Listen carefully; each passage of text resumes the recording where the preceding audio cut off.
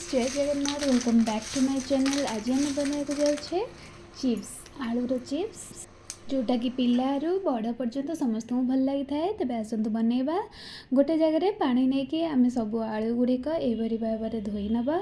तापर धोई सारापर गोटे प्लेट को काढ़ी नवा। काढ़ी सारापर पिलर द्वारा भल से चोपा छड़े नवा। यही भाव में चोपा छड़े नवा जमीक टिके भी चोपा रही।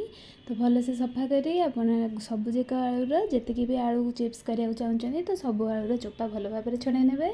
देखो आम छड़े नापर गोटे जो पिलर द्वारा गोटे जमी गोल गोल कट हुए से पिलर द्वारा आम गोल गोल सेप्रे पतला पतला सेप्रे कट कर नवा। आपन चाहिए छुरी जदि काटिपारे ताहले आपन काटिदेवे। आलू चिप्स आलू गुड़िक मोटा जमा कटा हुए ना पतला पतला कटा हुए तो से जिते पतला काटिपारे से पतला काटे। बहुत पतला भी पूरा पेपर भाया करदेवे तो यही टाइप जमी रहा। देखो सब जाक आलू से टाइप ही करदे गोटे साइज ही करेंगे।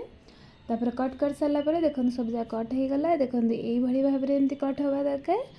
तापर आपण पाखे जब अंकल चिप्स जमी लेज रदि छाँच थी ताहले से करेंगे बहुत ही सुंदर देखा जाए।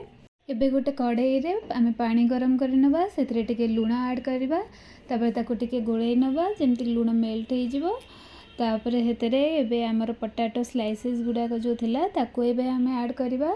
ताको धीरे धीरे ऐड करदेवे। ताको ऐड कर सारा पर एबे ताको 5 ରୁ 7 मिनिट फुटिया को छाड़ी नवा। आलू स्लाइसेस गुड़िक फुटी सारा पर ताको एबे गोटे बड़ बाउल रे काढ़ी नवा। सब गुड़िक स्लाइस धीरे धीरे आम यही बड़ बाउल रे बाहर कर नवा।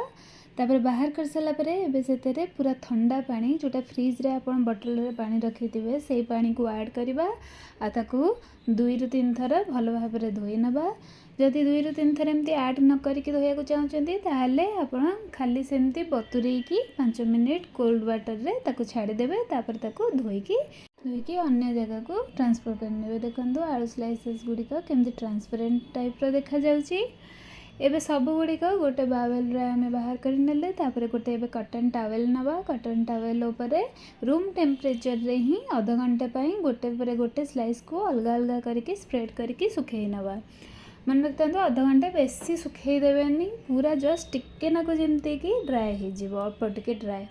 तापर ताकू रूम टेम्परेचर ड्राए हो सारा पर आधा घंटे पाई तापर ताकू एबे फ्राए करिया को नहीं जावा। फ्राए करिया पई गोटे कड़ाई रे आमे तेल को पूरा गरम कर नवा। हाई फ्लेम रे आमे सब आलू स्लाइसेस गुड़ी को पकेबा।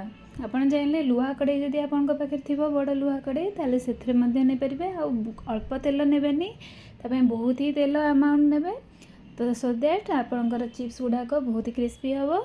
एबे गोटे छोट बाउल रे आमे पानी टिके नहीं जाइए से टिके सॉल्ट ऐड करके ताकू भल भाव में गोलेकी से जो सॉल्यूशन आम रेडी करवा ताकू एबे फ्राइंग पैन रे 1 ରୁ 2 चम्मच ऐड कर नवा।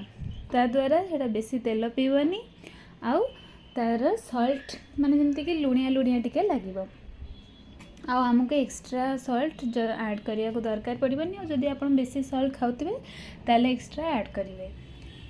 एबे ताको हाई फ्लेम रे आमे गोल्डन एंड क्रिस्पी हवा पर्यंत छाणीबा। देखंतु पूरा हेई आसलानी गोल्डन कलर हेई आसलानी। आपण एबे चाहिए बाहर कर देबे। मु आ टिके जस्ट फ्राई करिवे तापर जेको बाहर कर देबा।